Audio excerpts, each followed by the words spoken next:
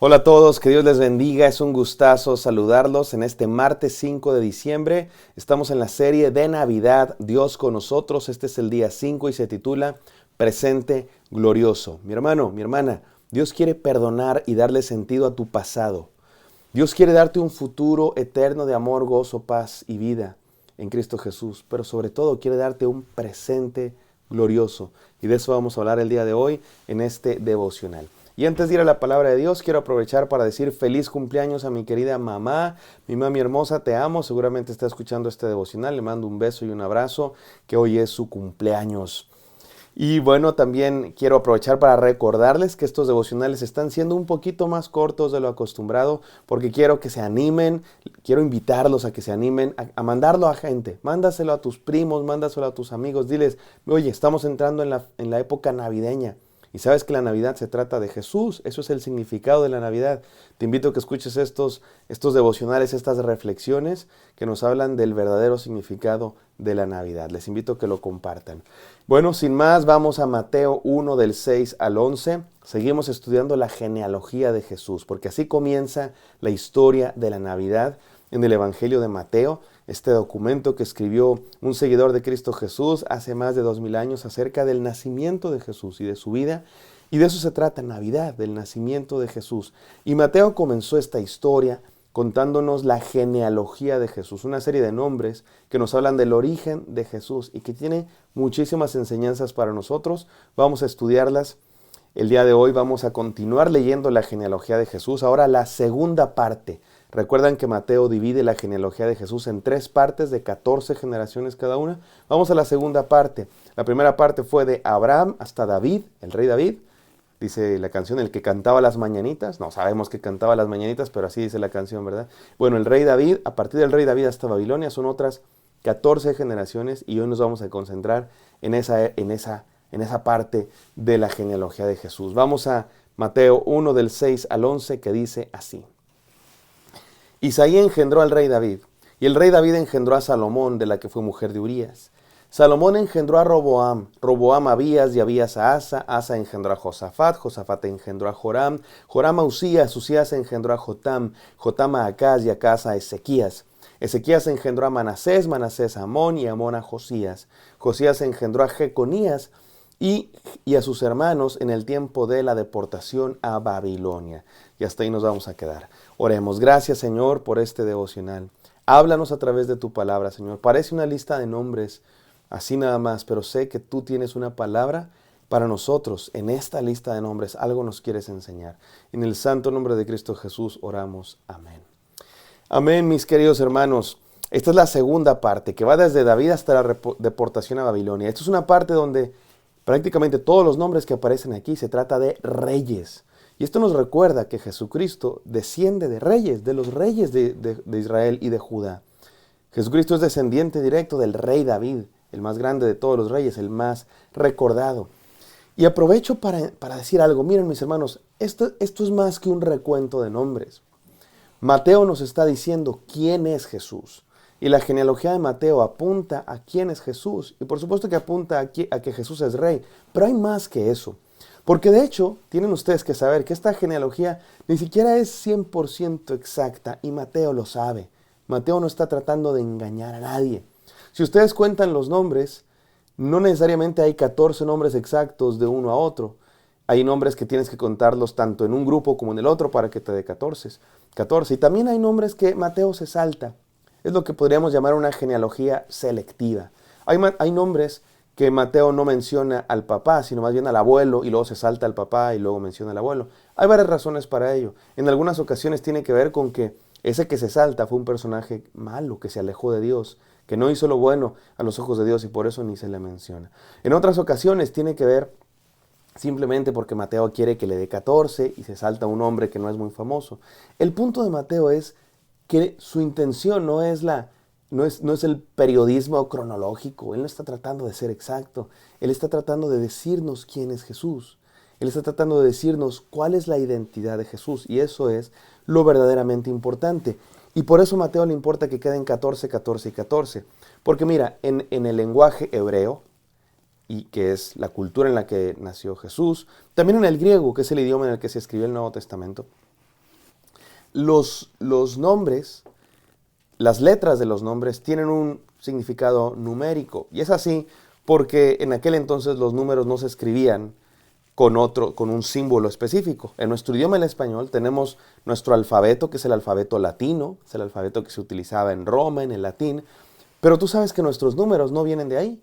Nosotros no usamos los números romanos sí lo aprendemos en la escuela y todo, pero no en la vida diaria, no los usamos, ¿verdad? Como aquel que, si sabes, aquel que fue a la taquería y dice, por favor me da 2 al pastor, y pone así, una B. No, perdón, 5 al pastor. Y él quería decir 5, pero es que era romano y le traen 2, se equivocaron. Bueno, es un meme que vi por ahí. El punto es que no usamos los números romanos, usamos los números arábigos, ustedes y yo. Se toman de otro lado. Bueno, en aquella cultura los números, no existían los números arábigos, no los tenían. ¿Cómo le hacían para representar los números? Con letras. Las mismas letras del alfabeto eran las que usaban para los números. Por eso a veces los nombres tenían un símbolo numérico. Y el símbolo numérico de David es el 14. El símbolo numérico de David es el 14. Por eso Mateo está diciéndonos algo cuando dice que hay 14 generaciones desde Abraham hasta David. Luego 14 generaciones de David a Babilonia. Y luego 14 generaciones de Babilonia hasta Jesús. Está diciéndonos algo que tiene que ver con David. ¿Y quién es David? ¿Por qué es tan importante David? Les explico por qué es tan importante David. Por varias razones. Una de ellas es porque la época cuando David fue rey fue la época de mayor esplendor. Fue la época dorada, la época de oro. Cuando David fue rey de Israel y de Judá, David extendió el reino más ampliamente. Las fronteras llegaron más amplio que nunca. Hubo más riqueza, hubo más victorias, hubo más esplendor, hubo más arte. Igual con su hijo continuó ese esplendor. Fue cuando hubo toda la sabiduría y el arte y se escribieron los proverbios y un montón de cosas. Era la época dorada. Fue la época de mayor esplendor. Pero también fue casi que la única época de esplendor. Después de eso el reino se dividió, perdieron territorio, los conquistaron los asirios, luego los conquistaron los babilonios, luego los persas, luego los griegos, luego los romanos. Y el pueblo de Israel, el pueblo de Dios, añoraba esa época dorada. ¡Ay, aquellos tiempos cuando gobernaba David! Porque después de eso solo fracasos hubo. Perdónenme el ejemplo, discúlpenme el ejemplo. Los que no les gusta el fútbol o el deporte, perdónenme el ejemplo, tómenlo como eso, solo como un ejemplo. Pero imagínense los que le van a su selección, ¿no? A la Selección Nacional de México, a la Selección de Colombia, y de pronto te acuerdas de aquella época, ¿te acuerdas cuando estaba Cuauhtémoc Blanco y el Matador? Esa sí era selección, no como los de ahora, no tienen carácter, no tienen ganas. Aquella selección sí ganaba. Ojalá que venga uno como Cuauhtémoc Blanco, como Rafa Márquez, como Hugo Sánchez. Los colombianos dirían, ¿te acuerdas de aquella época con el pibe Valderrama y que le metieron 5 goles a Argentina? Esa sí era una selección. Y empezamos a hablar de la época dorada. Ojalá que llegue una época dorada. Eso era David, mi hermano. Para el pueblo de Dios, David era esa época dorada. Y otra razón por la que David representaba tanto era porque a David Dios le había prometido que su reino sería eterno y que siempre había un descendiente suyo en el trono de David. Entonces David representaba esas esperanzas. David se había convertido en el símbolo de las esperanzas de que Dios nos volviera a dar bendición y que nos restaurara. Y para el pueblo era muy importante porque estaban sometidos. Mañana hablaremos de eso. Estaban sometidos, estaban esclavizados. Por eso David se había convertido en una figura tan importante. Y cuando Mateo enfatiza a David en esta genealogía, el número 14 y la segunda parte de esta genealogía es la época de los reyes con David en el centro, nos está diciendo que Jesús es el que cumple todas esas expectativas.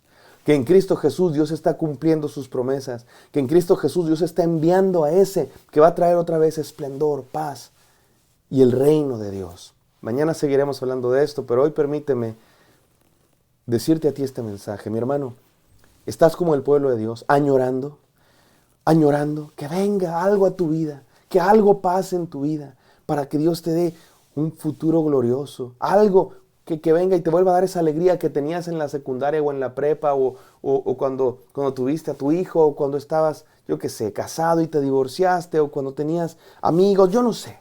Estás añorando que pase algo, estás añorando un futuro. Te digo algo, eso que añoras, mi hermano, eso que añoras se sacia, se encuentra en Cristo Jesús, te lo aseguro, te lo aseguro. Dale una oportunidad a Cristo Jesús, déjalo entrar en tu vida y te aseguro que Él te va a dar eso que estás buscando. Él va a llenar ese vacío en tu corazón. Termino con estas 3 enseñanzas. Número 1, mira al pasado sabiendo que Dios te perdonó y que Él puede usar cualquier circunstancia de tu pasado. Eso aprendió David, porque David también pecó y Dios lo restauró.